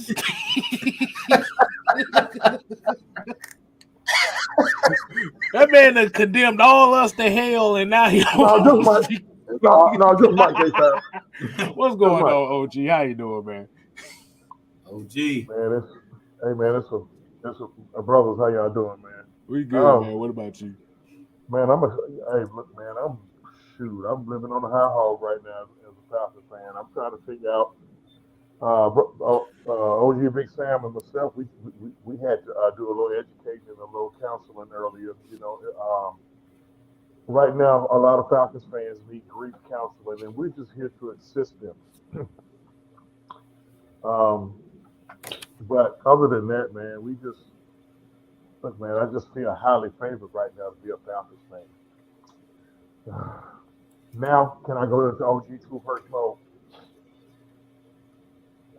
It's the end of the show, man. You can go all the way in how you want. I'm not even gonna really go in, man. I just really hate that some people. I don't use the word hate. I'm so disappointed in a lot of people in our fan base when they can't see the vision, and they can't see Jobs and K Style. They can't see Mike. They can't see the damn. Okay, I used this analogy the other day. Okay, when a builder goes and builds a house, do we start with a roof? Do we put a roof on first? No, I'm gonna start with the roof. No. I ain't gonna. No. I'm not gonna build a foundation. Damn. I'm gonna try it one day. I might not live to tell about it, but I think we all need to get at a try. I mean, because really, that's what a lot of people in our fan base want, man. What I'm not understanding. First of all, man, the moves. Like, I was content with him. Listen, before he brought in Miller, I'm cool. I'm straight, man. Terry done did what he's supposed to do, man. Let's get ready for pick 8. Pick 8, or if they bump up to pick 5, which is looking more and more likely that could possibly happen now because they didn't filled out the depth chart so much. But then, like Sam had to tell me when I was in the chart earlier, I didn't know we had signed Calais because I had been in the doctor's office all day and I hadn't heard nothing. And then Sam said, bro, we signed Calais Campbell. Man, I almost had an accident. I had to pull over. I got emotional and everything. Like, for real, man. Like, I'm trying. Y'all help me out. I know this is the end of the show, but y'all just help me out. And that's what I was trying to ask the guys and gals in the Falcons 3.0 group. Shout out to the new group, Falcons 3.0. Well, it's new to me anyway. What's wrong? Why y'all so angry? What y'all so upset about? What is upsetting to y'all? Don't you want to see growth with your team? I mean, I'm pretty sure you guys covered it, but did y'all get anywhere with it? Not really too in depth in it. So that's why I say I'll let you go ahead and let you bless us and get more in depth into it as far as how you feel. I really need you brothers on this one because I'm trying to figure out why. Do they not see what's going on right here? Like these boys, like before these gentlemen, before their very eyes, are slowly building a machine, and they're doing it the correct way from the ground up. They're not doing it from the sky down to the ground. They're doing it from the ground up, and people in our fan base are upset. Now, they get upset with me when I say that they want to be entertained. And I always have to, I always have to revert to this.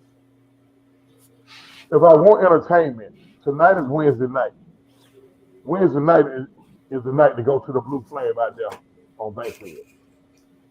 If I want to be entertained, hey, I can go out there and see. I can go out there and see Picture Perfect and Strawberry out there at the Blue Fountain.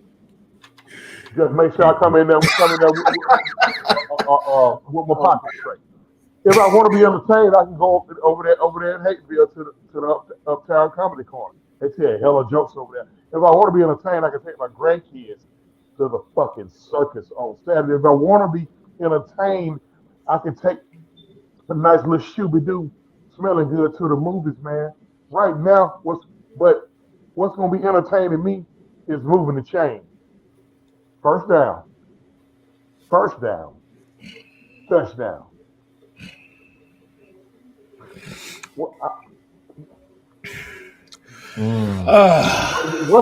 What's the disconnect here?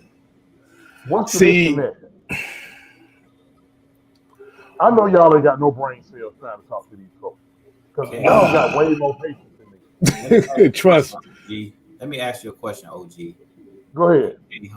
So, how entertaining was the New England Patriots and Tom Brady with Wes Welker, with guys like Hogan that he was throwing the ball to at one point, Troy Brown that he was throwing the ball to? Like, they were not flashy, and I really think that that's the problem. Like you said, we want to be entertained. Our fan base want to be entertained. They don't want to see us build and win. But if you look at the teams, and I keep talking about it, and you were just hitting the nail on the head. I said that earlier with the foundation. You build a house with a foundation from the ground up, not on the roof, not with the luxury and lavish things of life, but you got to start from the ground up. And if you look at the Patriots, the teams that consistently won, it won't always super entertaining, but like you said, first down, 3 yards in a cloud of dust, a sack when it matters, an interception when it matters. A clutch field goal kick by Vinatieri, 2 or 3 Super Bowls in a row when they won by 3 points. To me, he was a most clutch player. Mm-hmm. And that's one of your runs. And listen, Tom Brady fanatics, relax. Calm down. Don't dive off the cliff. We already know who he is, okay? We don't need to be reminded. But to me, their most clutch player in that 20-year run was Adam Vinatieri. He go in there like, boom, okay, I just want another Super Bowl. You know, but the way they did it, aside from all the allegations, aside from the tuck rule, aside from the Spygate, aside from the I'm still talking about that sack. Gate. I'm still talking about that sack. Roughing the pass. Just being alive. But nevertheless, they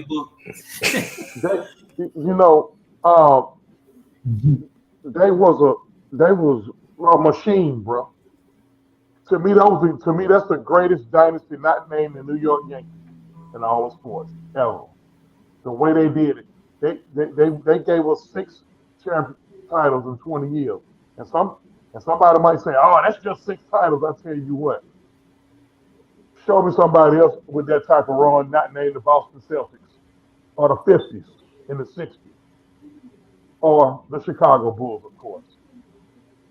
But the way they did it, I think the Bulls will probably still rank ahead of them because the Bulls did it in 6 and 8 years. Okay, that's fine, but I think y'all get my drift. From a football standpoint, from a professional football standpoint, that's the greatest dynasty right there. Like the way they did it, because they did it in a fashion where they win a couple, they'd be out of the Super Bowl for 3 or 4 years, then they'd be back and win a couple. But I think like they won like 3 in the first 4 years. But y'all get my drift. 2016, 2020. God, listen. I think we all got PTSD from 2016, but that was kind of like the end of their run. Even though they got one more after us, but everybody gonna remember that one as the end of their run.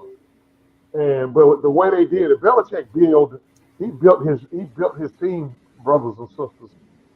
He didn't build his team on the 8th pick in the draft. He didn't build his team on the number 1 overall pick in the draft. Mr. Belichick built his team on day 2 and day 3 picks. He loves them. He has no problem with stacking up with 12 to 13 picks.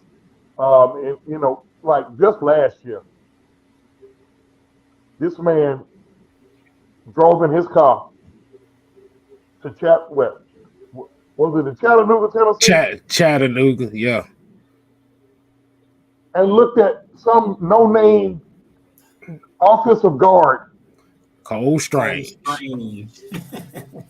And he drafted him, didn't he? Mm-hmm. In the first round. When I said no name, I'm saying no name because I hadn't heard of him. Y'all might. Well, I ain't never heard of him. I was looking like, what the hell is this? I ain't. Like, where did Rob Gronkowski come from? When was he drafted? That was 2010, I think. 2010. I think it was 2010. I think from Arizona. Tom Brady wasn't even the number 1 starter at Michigan. It was Drew Henson. Holding the clipboard. He was a 6th round draft pick. But we see that we got fans just really throwing a whole hissy fit. One dude told me, man, they ain't drafting no 3rd round pick to be their starting quarterback. Newsflash, brother. NFL GMs don't draft quarterbacks on day 1 and 2 if they don't have any type of plans for them to play. It's basically them type of guys play their way out of a job. If you go out there and work hard, it's different from yesteryear, 30 years ago, where you had to be the number 1, the number 5 overall pick in the draft to be guaranteed a quarterback slot unless the team went through a multitude of injuries. So now it's like, okay, if you got 3rd round talent, if we can coach up a lot of other guys that are 2nd and 3rd round talent, we can build a football team. Where was Joe Montana taking? What round was Joe Montana taking in? I don't know. I forgot. I'm dumb. Help me out. 3rd round. 3rd. Y'all lying. I don't believe it. Show proof. That's the type of shit we be hearing. When we give folks when these hard-working gentlemen up here give folks facts. When they give folks facts, now it's show proof. Now, I almost got real disrespectful there, but this show been so respectful because y'all already know one of my famous responses when somebody say something like that. And it has something to do with either lunch or dinner and a part of a body. But fans, y'all gotta be patient, man. Okay, they didn't be a Roman today. They didn't, man. Like, what do these folks expect? What you all expect? Y'all see we tore it down. Y'all knew, a lot of these folks knew when Matthew and Quintorris left the building what it was. Really, when Quintorris left the building. Because when Quintorris left the building, Matthew was just going to probably ride it out no matter what. But then, the Deshaun Watson fiasco happened, and then we know the rest on that. But once Quintorris left the building, like, it's 2 people left from 2016. Oh, their roster, unless I'm missing somebody. There's 2 people left from 2016, and they on each side, and one is on the O line, one is on the D line. Is there anybody else left from 2016 other than Grady Jarrett and Jake Matthews? Was there anybody else left? I don't think so. Yeah, that's it. That's it. It's just them 2. It's just them 2, and they ain't got long. So, but. They withstood. Hey, they riding it out. They willing to be here to see another Super Bowl run, and I think they will. I think with our free agency alone, Grady probably dancing in his backyard right now. Like, he got to listen. He ain't got to work. He ain't got to work as hard. Well, he gonna still work hard, but he got to work hard for as many plays now. They can literally do a Georgia, a Kirby Smart line shift now. What we got? What we got? Like a fresh 10-man rotation up front now, Yep. Pretty much, yeah. and we ain't even used the 8th pick yet.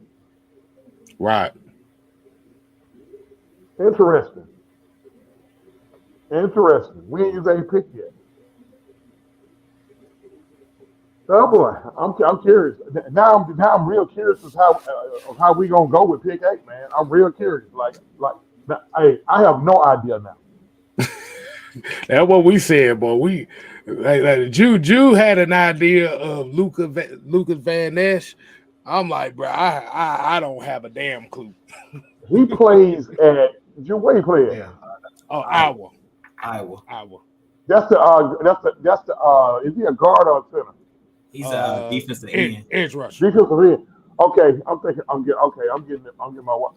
But damn.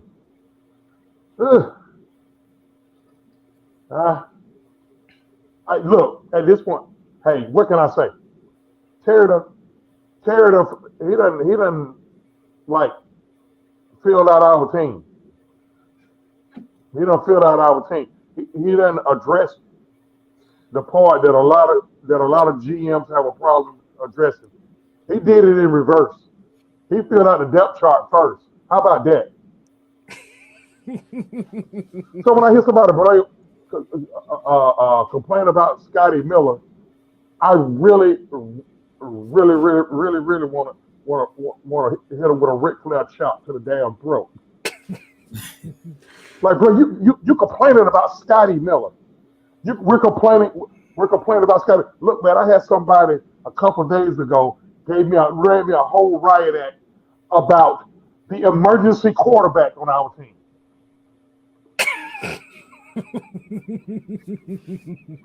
I swear, Not Felipe. Gave me a whole riot act on how.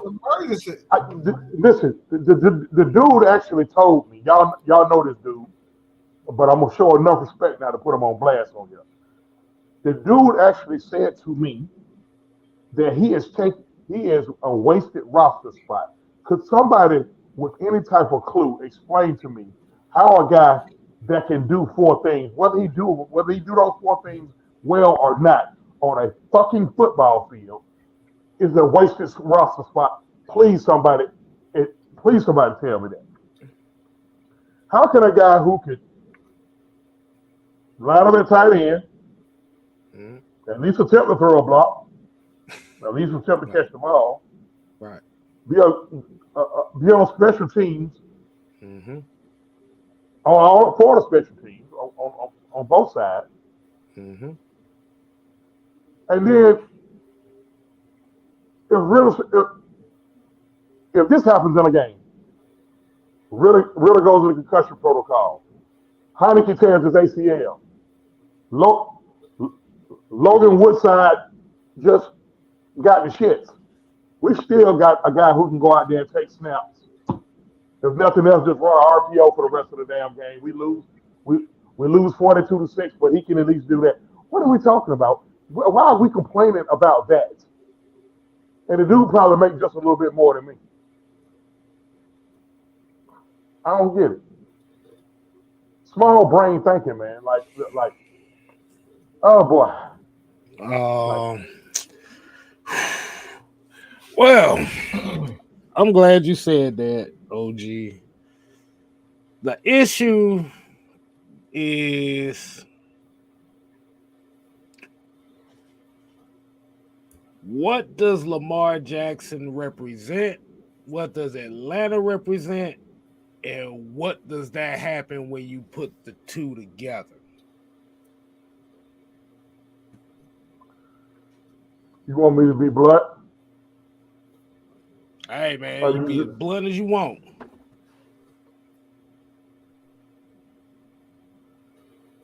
He represents the culture.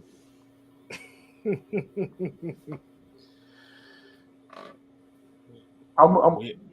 already know what that code was. Man, Mike, I need you to do me a favor. Man, Mike love when I do this too. He love when I do this.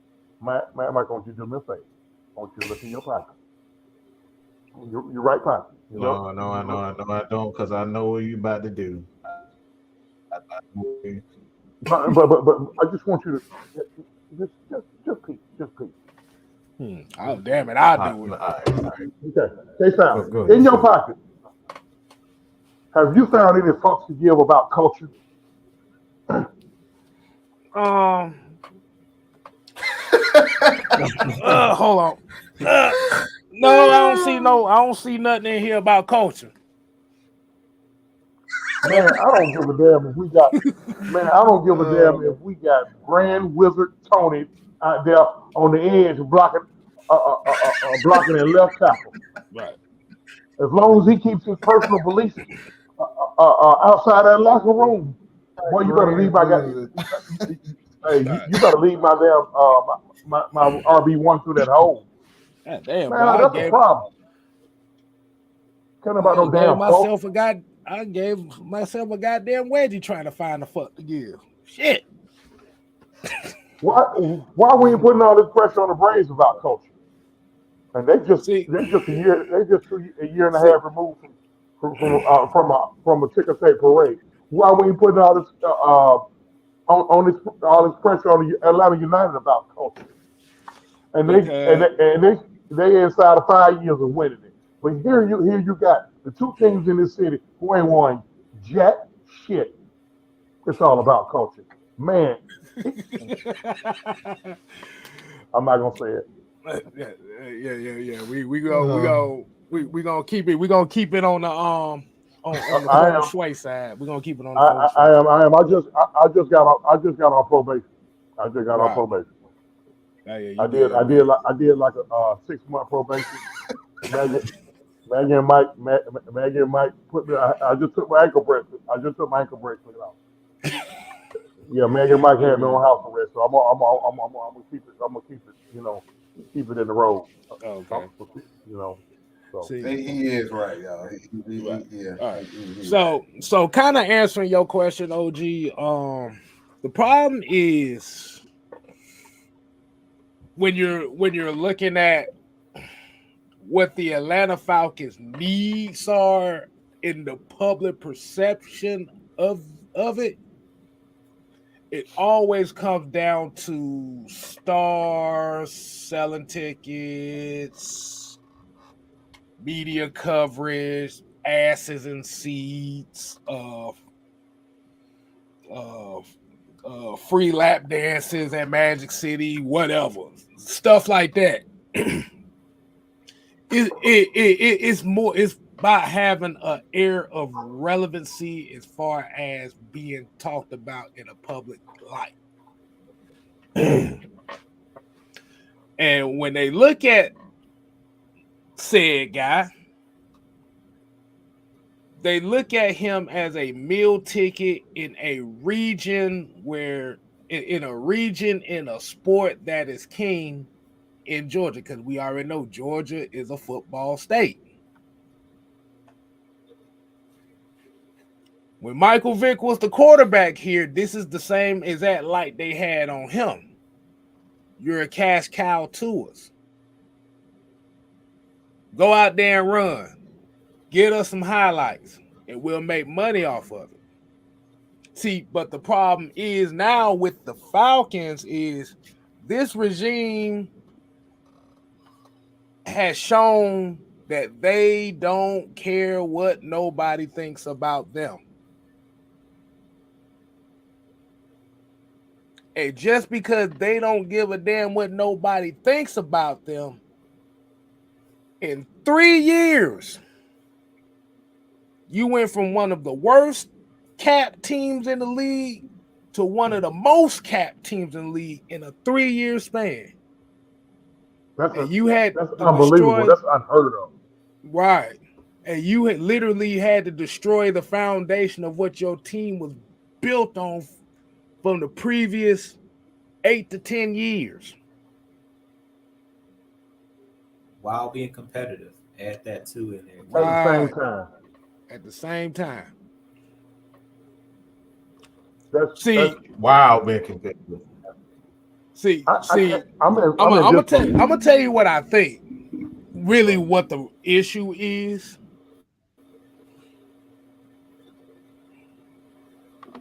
they seen where the Falcons are going as far as where they're building their team.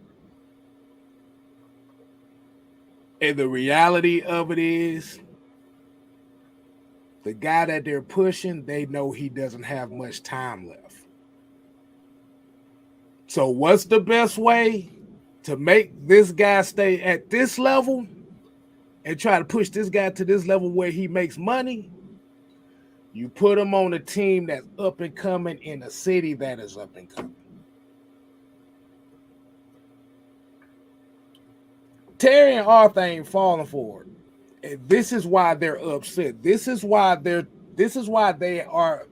have painted the Atlanta Falcons as the number one villain in all of the sports world since the Super Bowl, when this stuff came up. You know,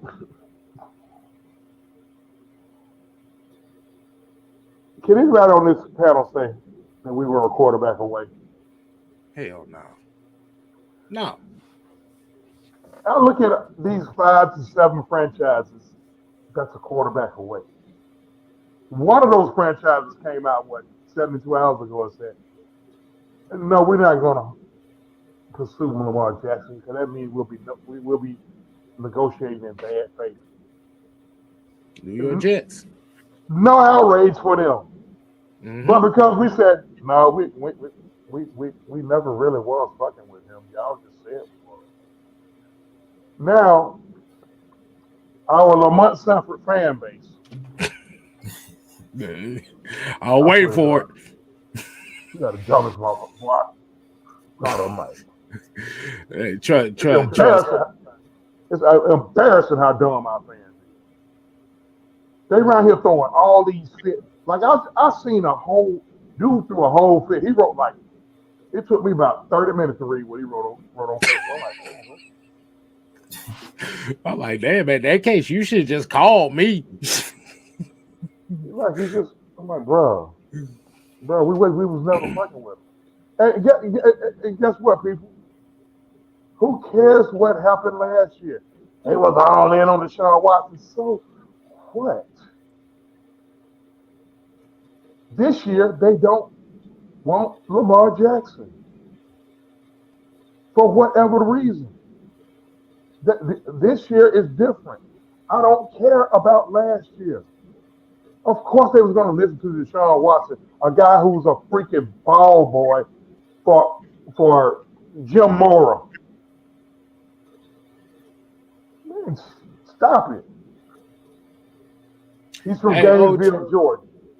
Hey, OG, I got a little piece of advice for you too. If somebody asks you about that portion, the first thing you ask them is, what was the terms of what were they willing to give up? What were the terms they were willing to give up to get them? I really don't even know. Nobody knows. Yeah. But no terms. Because if there was some terms, them things would have been out there like that. Even when they were in the height of the possibility of giving them, they would have leaked those terms already. Okay, which leads me back to what I originally stated when this was going on last year. When we was all talking about it. We was all sitting up there, the four of us, along with OG Sam and the Travis and Don and everybody. We was like, man, these dumb motherfuckers have no idea. They just really playing chess with these folks. Terry gave me a vibe he was playing chess with the Saints and the Panthers. And the Saints and the Panthers, they started trying to play checkers with us. Meanwhile, we playing chess with them. They playing checkers with us. The Cleveland Browns sitting over there in the bush and said, oh, okay, that's what they willing to give. Okay, I'll tell you what, put 20 more on it. Now everybody asked out. Well, at least they won. We wasn't. So what's going to end up having to take for the stigma of the Falcons to stop being public enemy number one is They just go, like I said, it's them against it's the Falcons, it's us against the world now. I mean, it's always been like that, but now the hate going to increase now. Hey, that's perfectly fine. Because now we're going to go out here and show you that we're going to win with the way that y'all said we couldn't win. And now you're going to have assholes like me that's going to say, you dumb motherfucker. Okay, I had to get one of you. Hey, it wouldn't be you without at least one of them in there. I mean, so that, listen, the hate is here to stay. The hate is so thick you can cut it with a butter knife. It's thick. Mm-hmm. But it's coming from within. The part that's bothering me that it's coming from within. Y'all really that mad? Are y'all that upset that those folks didn't do what y'all wanted them to do? I don't care how we win, y'all. I really don't. I really don't. They can have a dude over there on defensive line that ain't took a bath since September. Mm-hmm. Bring your stinking ass out there and get to that quarterback. That's what you do. Yeah, that's all right. Maybe, yeah. Raise your armpit when you're going up there on the offensive lineman so the fumes can knock him out. I don't care. And that's a little extreme. Of course, you don't want nobody to work around here and ain't bathed in 6 months. But the point I'm trying to make is, it really doesn't matter. It doesn't matter if the quarterback is mobile, T-Mobile. I don't care. Statue. I don't care. He wins. Mr. William Belichick didn't care about none of that.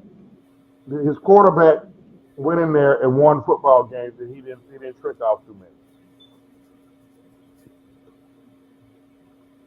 A guy who got his job off an injury. He got his job off an injury. The outside linebacker who used to play at Georgia, I keep forgetting his name, lit up Drew Bledsoe. It enters Tom Brady, and here we are 21 years later, and he got every passing record known to man. And he got more rings than anybody ever. Mm-hmm. Yeah, man. And he was as unathletic as it gets, and awfully built. And still, last year at the age of 45, threw for a 400-yard game.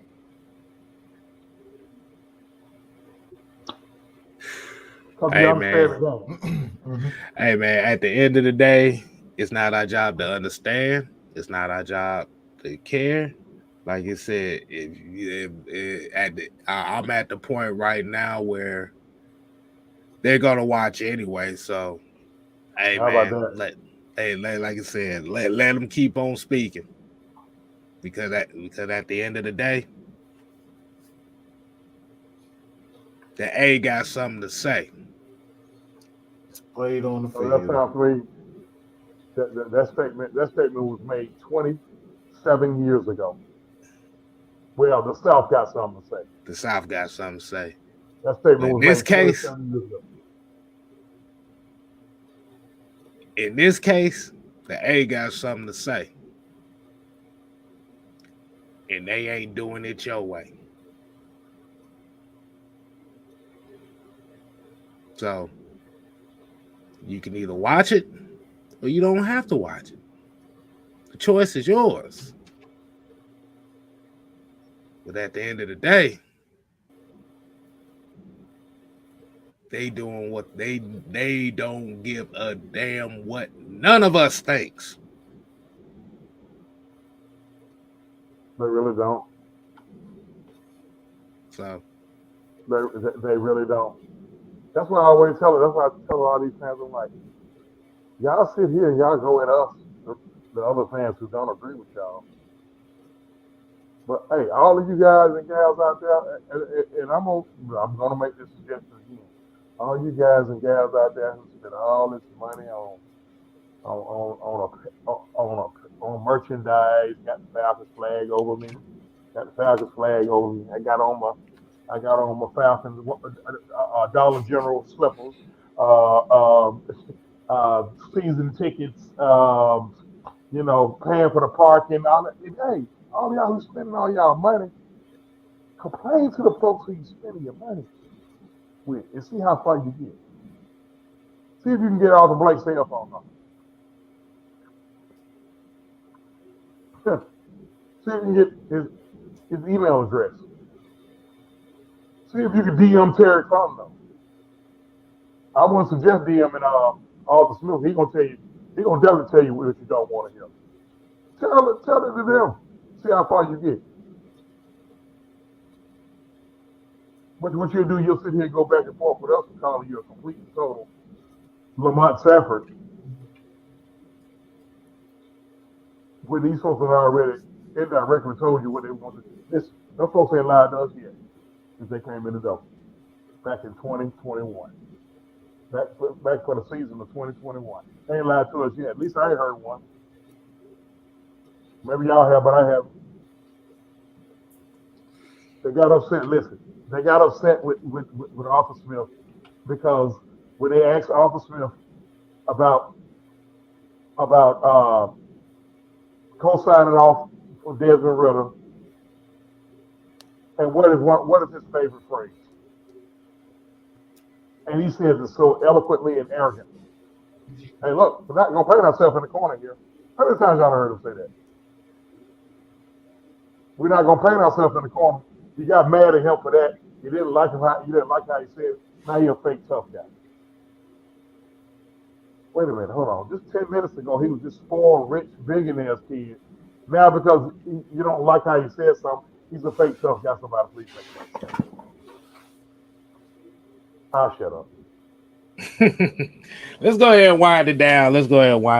OG.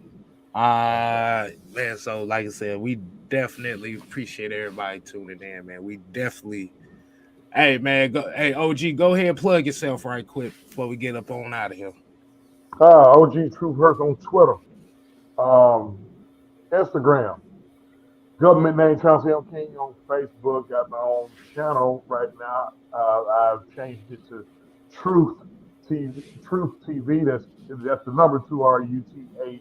Make sure you like, share, subscribe. But man, the fun part, man, you can catch me with the Unholy Alliance.